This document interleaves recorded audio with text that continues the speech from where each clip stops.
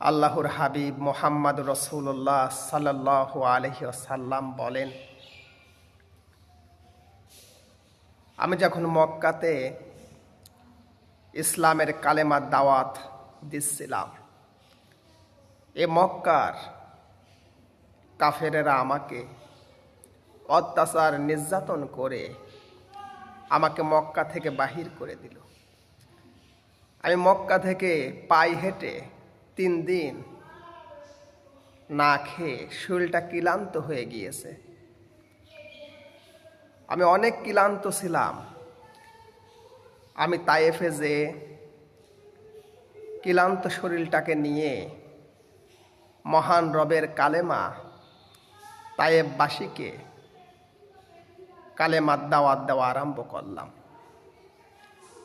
তখন এই তায়েফের মানুষেরা আমার দাওয়াতটা গ্রহণ তো করলই না, আমাকে আমার উপরে হামলা করাইল। তায়েফের যুবকদেরকে হাতে পাথর তুলে দিল। হে তায়েফের যুবকেরা, এই পাগলটাকে মেরে শেষ করে দাও। আমি বিশ্বনবী মুহাম্মদ সাল্লাল্লাহু আলাইহি সাল্লাম, আমাকে এই তায়েফের যুবকেরা এত নির্যাতন করেছিল, আমাকে পাথর দিয়ে আঘাত করতে করতে আমাকে ক্ষত বিক্ষত করে দিল।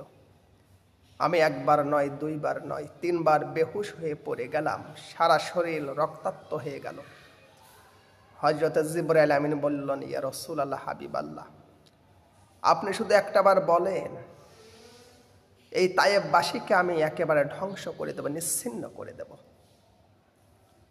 আল্লাহর হাবিব, আল্লাহর বন্ধু মুহাম্মদ রাসূলুল্লাহ সাল্লাল্লাহু আলাইহি সাল্লাম বললেন, ভাই জিবরাইল, যে মক্কাতে আমি জন্ম নিয়েছি সে মক্কার লোকেরা আমাকে নির্যাতন করে মক্কা থেকে বাহির করে দিয়েছে।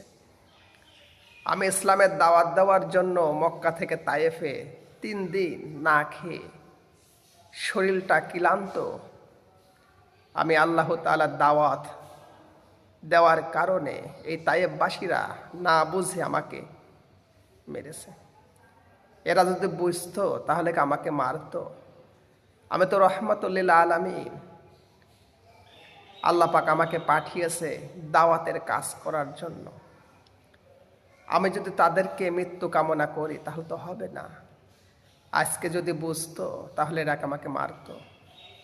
আমি নবী অন্তর থেকে তাদেরকে ক্ষমা করে দিয়েছি এবং তাদেরকে দোয়া করি আল্লাহ পাক যেন তাদেরকে কবুল করেন। আমিন।